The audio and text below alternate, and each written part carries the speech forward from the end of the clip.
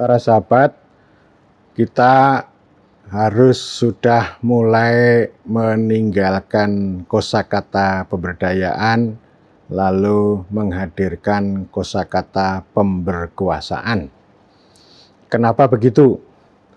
Saya sudah jauh hari membuat video tentang 10 salah kaprah pemberdayaan.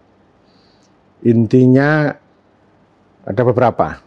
Pertama, ini salah di dalam menerjemahkan atau mengartikan empowerment menjadi pemberdayaan.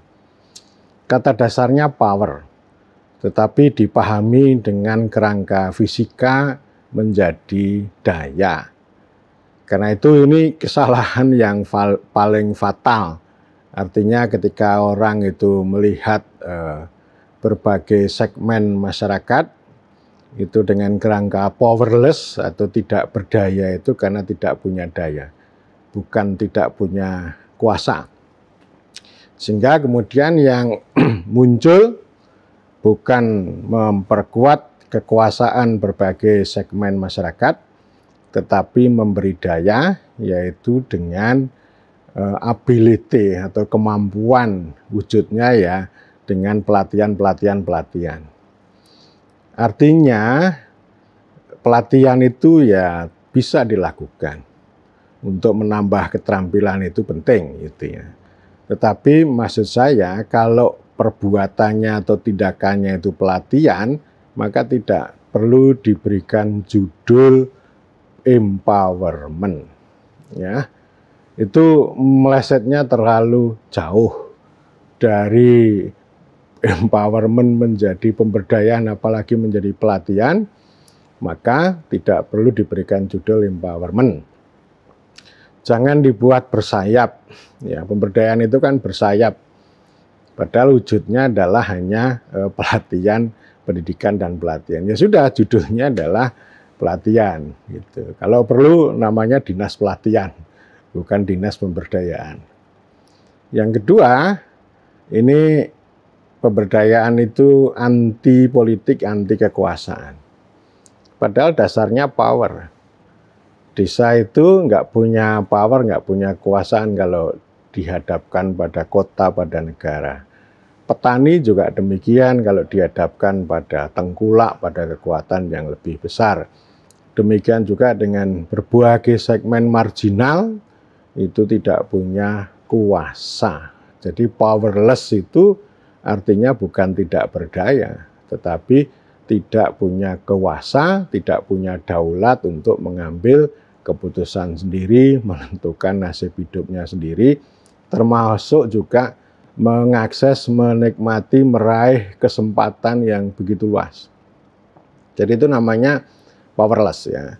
Jadi artinya ketika ini ada ketimpangan desa kota atau semacam urban bias gitu, itu bukan karena persoalan teknis, ya, persoalan manajerial, persoalan SDM, itu bukan. Tapi ini persoalan relasi kuasa yang timpang. Jadi harus kita letakkan pada kekuasaan, dan oleh karena itu ini pemberkuasaan harus kita hadirkan. Ada 2 sahabat yang getol berbicara mengenai pemberkuasaan. Satu adalah sahabat Bito Wikantoso, sekarang menjadi pejabat eselon 1 di Kementerian Desa. Sejak dulu beliau itu berbicara tentang pemberkuasaan, karena beliau juga mengkritik bahwa kosakata pemberdayaan itu anti kekuasaan, anti politik. Yang terjadi adalah mobilisasi partisipasi. Sebaliknya, ini bukan sebaliknya. Yang kedua adalah Mas Lurah Panggungarjo, Mas Lurah Wahyudi Anggoro Hadi. Pada sebuah kesempatan dalam forum kerjasama antar desa, saya, Mas Lurah, kemudian guru saya Profesor Purwosantoso saling duduk berbicara, dan Mas Lurah di situ berbicara tentang pemberkuasaan. Menurut Mas Lurah itu daulat itu, daulat desa itu bangkit berdaulat. Jadi artinya bukan sekedar sebagai objek atau sebagai target atau sebagai pelaksana, tetapi semuanya harus dikerangkai dengan daulat desa, termasuk daulat data. Ya. Desa mengambil keputusan tentang apa yang dimiliki dan kemudian keputusan itu punya dampak besar bagi kepentingan masyarakat setempat, bagi hajat hidup orang banyak maupun rakyat desa. Dan Profesor Purwasantoso itu juga surprise ya, jadi merasa terkejut. Ini baru ini bagi saya. Seharusnya kami yang belajar ilmu politik itu bukan berbicara tentang pemberdayaan, tapi tentang pemberkuasaan. Tapi terus terang ini memperoleh inspirasi dari pengalaman itu. Sehingga kata kunci itu soal daulat ya. Nah, lalu bagaimana kita menjabarkan pemberkuasaan itu? Sekali lagi kita tidak boleh anti kekuasaan. Memang kekuasaan itu menurut banyak orang dianggap sebagai sesuatu yang sangat jelek, sangat rakus, sangat kotor, sehingga orang itu menghindari. Tetapi kita itu tidak bisa hidup dengan damai, tidak bisa hidup dengan makmur tanpa kekuasaan. Jadi kita harus memanfaatkan kekuasaan. Kekuasaan yang dimiliki oleh pemerintah, kekuasaan yang dimiliki oleh parlemen, kekuasaan yang dimiliki oleh kepala desa dan siapapun, karena kekuasaan itu menyebar di mana-mana. Tetapi ketika kita itu mengunci dengan pemberdayaan, itu malah justru konyol. Konyolnya ya di satu sisi rakyat itu artinya diisolasi, artinya malah justru diperdaya dengan pemberdayaan, sementara kekuasaan yang dimiliki oleh para pejabat politik, para institusi politik ini malah mengarah ke yang lain. Jadi artinya mereka itu juga dikunci dengan berbagai aturan yang tidak mutu, dengan proyek teknokratis yang tidak mengarah pada kepentingan rakyat, tapi hanya untuk mengejar output-output yang sifatnya artifisial gitu. Jadi kekuasaan mereka itu harus disalurkan. Kekuasaan para bupati, kepala desa dan seterusnya itu harus disalurkan. Artinya mereka itu punya power, harus untuk mengambil keputusan tentang hajat hidup orang banyak. Memang harus berani ya, karena itu cara pandang yang paling kuno kan pemimpin progresif ya. Cara pandang yang menurut saya sekarang ya, mereka harus kita dudukkan itu sebagai pemerintah yang punya, artinya mereka itu sebagai struktur, sebagai institusi yang memanfaatkan otoritas dan kapasitas itu untuk membuat keputusan-keputusan baru yang berpihak pada kepentingan rakyat banyak. Memang mereka itu harus didorong, artinya ini pemberdayaan juga. Kalau kita belajar atau melatih ya kepala desa itu, ya artinya kalau pelatihannya hanya judulnya manajemen keuangan desa, lalu payungnya pemberdayaan, itu sebenarnya itu pemberdayaan. Karena itu saya mendorong mereka ya. Jadi intinya kepala desa itu dengan otoritas dan kapasitasnya itu punya dua fungsi. Yang pertama adalah melayani rakyat, dan yang kedua itu adalah mengkapitalisasi apa yang mereka punya. Itu saya kira pemberdayaan, karena empowerment atau pemberkuasaan ya, pemberkuasaan yang saya maksud di sini itu bagaimana menyalurkan, memanfaatkan kekuasaan para pemegang otoritas itu menjadi kewajiban. Dan ini memang bisa kita suntikkan dengan sinau bareng gitu, dengan belajar bersama ya, maupun dengan seruan-seruan. Jadi artinya ya mereka jangan terjebak pada pelatihan manajemen keuangan, tapi ya kita harus banyak belajar bagaimana memanfaatkan kekuasaan itu untuk kepentingan orang banyak. Pada sisi lain ya, kekuasaan itu memang tidak gratis, tidak tiba-tiba turun dari langit. Kadang banyak pemimpin itu, banyak pemerintah, kepala pemerintah itu punya hasrat, punya kehendak untuk melakukan perubahan, tapi dihambat oleh aturan, oleh teknokrasi proyek.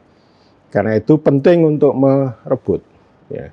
Jadi pemberkuasaan itu ya tidak datang tiba-tiba secara gratis, tapi harus direbut. Bagaimana petani mengorganisir diri, itu ya misalnya. Kemudian dengan mengorganisir diri itu menyuarakan kepada para pemegang kuasa pemerintah termasuk pada masyarakat politik itu. Sehingga ini ada saluran-saluran itu yang terbuka dan ada kolaborasi. Bagaimana petani dengan partai politik? Ada partai politik yang memperjuangkan tentang pupuk misalnya, yang pupuk langka. Yaitu saya kira bisa dimanfaatkan dengan baik. Demikian juga saya juga mendorong para anggota DPRD itu ya jangan rutinitas mengikuti aturan lah gitu. Tetapi bisa saja setiap anggota dewan itu gitu ya, itu memegang beberapa isu lah. Misalnya satu isu, dua isu. Misalnya ada yang memegang isu air, ada yang memegang isu soal petani. Jadi menguasai data, menguasai aspirasi dan tentu bagaimana tahu cara memperjuangkannya. Jadi artinya pemberkuasaan itu juga mengandung perjuangan. Dan ini ada gotong royong. Jadi nalarnya bukan yang satu memberdayakan, yang satu diberdayakan. Yang ini pemerintah memberdayakan kepada yang diberdayakan, lalu wujudnya hanya pelatihan. Ya. Tapi penting itu yang namanya struktur kekuasaan, ya kultur kekuasaan itu harus dibuka, harus disalurkan gitu. Bahkan juga ada yang dibagi. Kemudian ini para petani mengorganisir diri dengan cara bernegosiasi, menyalurkan aspirasi kepada berbagai pihak, bahkan juga di level desa. Jadi harus terlibat dalam musyawarah desa misalnya, itu kan pemberkuasaan. Demikian juga dengan organisasi desa ini ya. Berdaulat secara politik seperti yang dicita-citakan oleh Mas Bito Wikantoso atau Mas Lurah Wahyudi Anggoro Hadi itu namanya berdaulat secara politik. Jadi tahu betul tentang posisinya, tidak bersifat konservatif hanya menjalankan aturan yang tidak mutu, tetapi harus memperjuangkan kepentingan desa secara kolektif itu. Termasuk yang sudah saya bicarakan tentang daulat desa atas data itu. Jadi kata kuncinya ini kedaulatan ini, otonomi ini memang harus diperjuangkan, harus terus-menerus dan ini dikonektingkan ya dengan DPRD, dengan bupati dan seterusnya, dan sebaliknya bupati juga demikian, karena kalau saya mengikuti apa yang disampaikan oleh Profesor Rias Rasid bahwa salah satu fungsi pemerintah itu adalah empowering, tidak hanya serving, tidak hanya distributing, ya, tapi empowering ya. Mengapa memberkuasakan? Karena memang ya itu tadi yang namanya rakyat atau warga itu kan terbelenggu oleh berbagai kekuatan besar, baik itu masyarakat ekonomi atau negara gitu. Tapi kalau lalu muncul program pemberdayaan melalui jalur negara, nanti memperdaya lagi gitu. Jadi artinya ini penting untuk dihayati dengan baik ya, bagaimana kita memberkuasakan, entah itu dengan fungsi-fungsi enabling. Fungsi enabling itu artinya ya memungkinkan orang itu bisa menikmati akses, bisa meraih kesempatan. Human achievement itu sangat penting, artinya tidak hanya melayani, tidak hanya menyediakan sarana-prasarana publik, tetapi bagaimana setiap pihak ini, ya warga ini, itu bisa mengakses itu dengan baik. Demikian juga dengan fungsi proteksi, ya, bagaimana melindungi orang-orang itu, orang-orang yang lemah itu dari tengkulak, dari cukong, dari rentenir dan sebagainya. Sehingga ini yang namanya enabling, empowering itu ya tidak berdiri sendiri. Dia sangat terkait dengan dua fungsi pemerintah, baik itu protecting maupun distributing. Dan tentu ini kalau sekali lagi ya artinya harus direbut, ya. Dan perebutan itu bisa kita koneksikan karena bagaimanapun yang namanya institusi pemegang kedaulatan rakyat itu kan ada karena rakyat. Jadi mereka juga harus didorong, ya, diperkuat. Ini artinya saling memperkuat, saling tumbuh bersama sebenarnya untuk membuka, melawan struktur-struktur baik dalam masyarakat ekonomi maupun negara itu yang melakukan penindasan terhadap ranah politik, menindas pemerintah, menindas warga, menindas masyarakat dan seterusnya. Karena itu sekali lagi bahwa pemberkuasaan ini adalah perjuangan, ya. bukan sekedar proyek pendidikan dan latihan. Kalau apa yang dilakukan itu pendidikan dan latihan, maka tidak perlu diberikan judul empowerment.